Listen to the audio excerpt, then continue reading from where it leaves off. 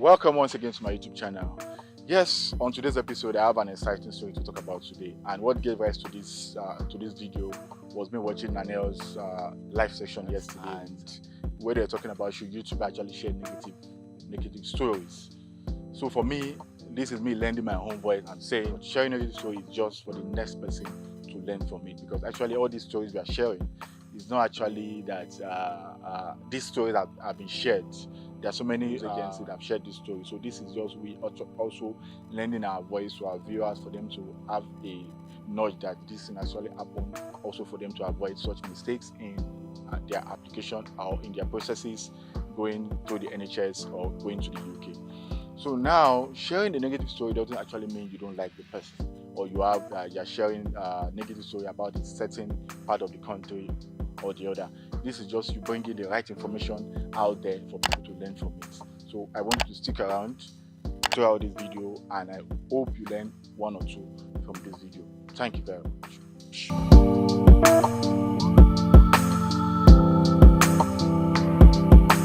So welcome. So now, for those who are new to this channel, my name is Iyaniwura Steven, and they call me the Chief Middleman. So what is my channel about?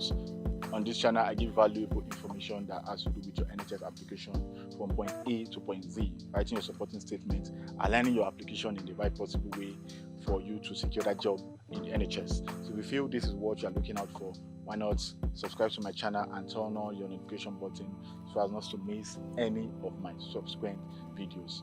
Thank you very much. So now, on our video for today, I tagged it when you think you have seen it all. Update for nurses and midwives. So of late, I used to tell nurses and midwives applying to the NHS, and I tell them, see, if you're applying for your jobs, make sure you keep applying even after you having an offer, based on the fact that you can be served breakfast at any time. And that information has stick to most of them, that they keep applying until where the NHS, one of the NHS now gives them COS, which is good enough, because after you have gotten your COS, which we all know, you can't have two COS at the same time. So getting your COS means you are going to apply for your visa, and applying for your visa next is your flight, and you're good to go. You're on your way to the UK. Now I got the shock of my life myself. Now this is a story where I have one-on-one contact with, because she started applying and she got an offer. She was happy, and from offer went to COS. From COS, she actually applied for a visa. And you applying for your visa, what else do you expect? Is a ticket all the way to the UK. It's a done deal. But yet she was served breakfast. Let me put it that way. The NHS just turned back to her and said, "Oh, we are sorry. I think we can't employ you again." And she was devastated. She didn't know what to do, and she had to. I think 2 weeks later, she sent me a message, and it was like, "Say good afternoon, sir. Please, I want to ask, is it possible to sue with us for breach of agreements? Because this thing these people did is very painful. How can I have visa? They will cancel on me just like that. I don't even know if I can use this visa to travel myself." Now that's where the whole twist come. Okay, now this is the person that got in the visa, and can she actually go to the UK and start searching for jobs? She asked me, not having first-hand information about this or about what to do.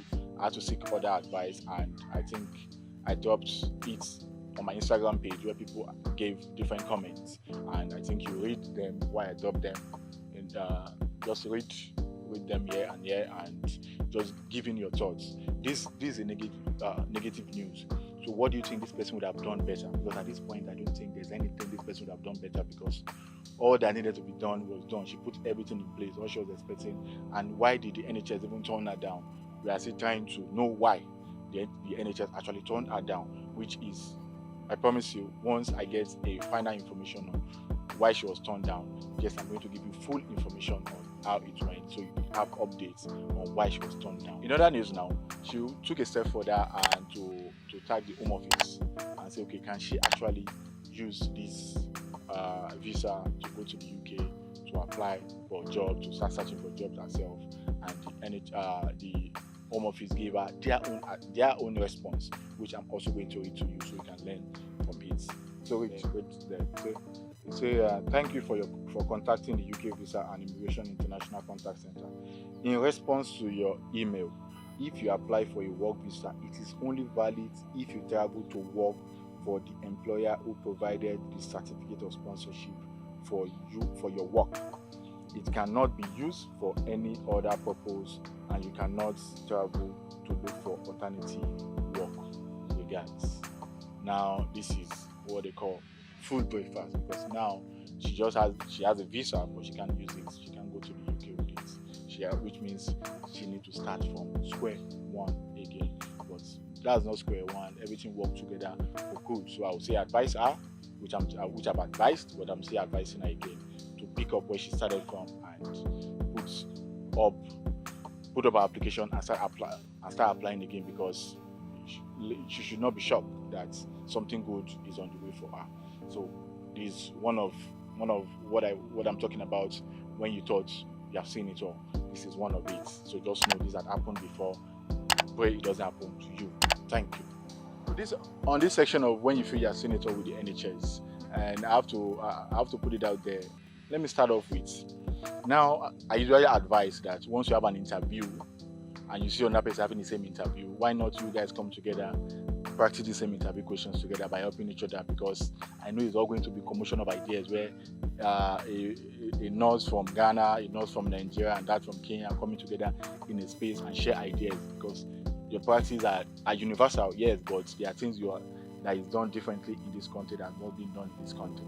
So this is going to be commotion of ideas and how you can prepare for your interview questions to help yourself out and do well in your interview, because actually now this actually helps a lot, which is what I always advise. But now I think I've gotten a shocker of my life. So this is actually an NHS that sent out an interview to people, and they serve this person breakfast at the end of the day, because now, and as I read, why not you look up there and follow suit.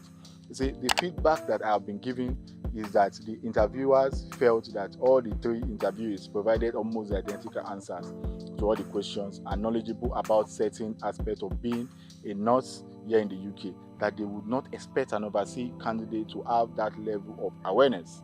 They were uncomfortable with the feeling that the candidates had been coached in their awareness, in their answers, and add prior knowledge to the interview question. I wish you all the best in your job search.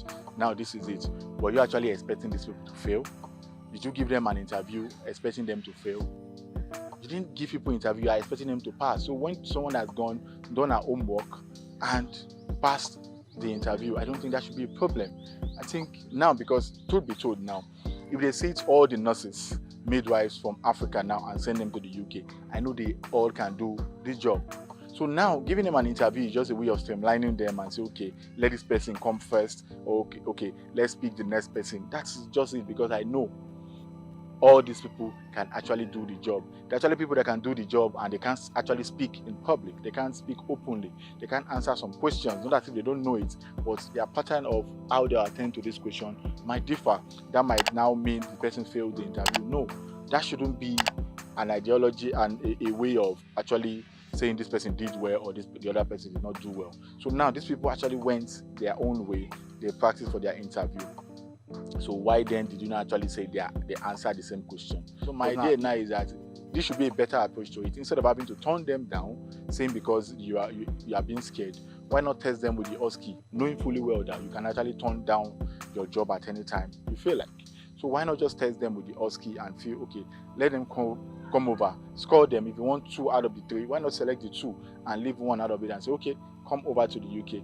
At least I think doing the OSCE, you can actually know if this person is actually capable or not, because now they are one-on-one with you. There is no way they can actually do otherwise, because you know what is expected of these people. You know what you expect as a recruiter. So if the person go below that standard, then you can actually now do whatever you have to do. Not because they answered your question in the right possible way, you now feel it seems it was tailored. This is also me putting it out there now that for nurses, midwives, why not to reinvent yourself? Yes, it's good to practice with yourselves, to practice the same question. Reinvent yourself in the sense that pick those same answers you have gotten. Pick those same answers and adjust it in your own way. Answer them in your own way. Answer them with your own experience, so as to give different perspective to this thing. Because truth be told, at the end of the day, I know you are capable. I know you can do the job. This is just you putting yourself out there. Thank you very much. So once again, I think another story of when you feel you have seen it all in the NHS now is this. Now there's a nurse who actually applied for a job as a yes, she's an adult nurse, and she actually applied for a job as a mental health nurse.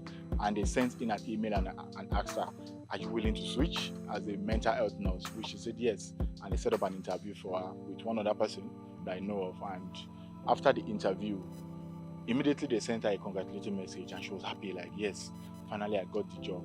And there's also one thing she missed. She had other jobs that she would have applied for. She would have gone for, that she had interviewed. There's a band 3 job waiting for her that she would have applied for, that she would have done an interview for, but she got carried away by, oh, I have this one already, so why not let me just face this one squarely and all that. That's her choice actually at the end of the day. Now they move on to the next, which is documentation. It was rigorous documentation, your TB tests, your police report and all that. She was doing all those stuff, and she was happy that finally she got the job, only for her to get the shock of her life, like let's say 2 weeks later, and they told her, oh, there was a letter the NHS was supposed to send to you, and please, can we have that letter? She's like, which letter? You only sent a congratulatory email to me, so why was I expected to have another email again? She said, oh, that's how it's been done. You're supposed to receive another email from the recruiter and all that. She was like, that she didn't get the email, and they gave her the shock of her life, that we're sorry, means you did not do well in the interview. So my question now is, if she didn't do well in the interview, where did the first congratulatory email, where did it emanate from? So where did those people get the idea of, now they now have to start collecting those documents for her to move on to the next stage? Where did that come from? If till now they can't, because now the advice they now gave to her was that, oh, she has to start applying. She has to start applying again for other jobs, and if she's being called, good news for her, she has to do the interview again. That she got the unfortunate email, that she didn't get that letter, means the NHS feels her mark wasn't good enough for them. So now, who now sends the congratulatory email? So there's a mix-up somewhere. So these things happen day in, day out, but people don't talk about them. That's why they feel, okay, everything is rosy for everybody. That is not it. Now, the twist for me now is that, I mentioned there was a second person I know of. Now, the second person actually got the email, the second email that we were talking about, which I contacted her. Did you get the social email? She said yes, that the NHS actually sent her another email, and she was like, but why didn't I get? They're saying, oh, since you did not do well, that's why you didn't get the email.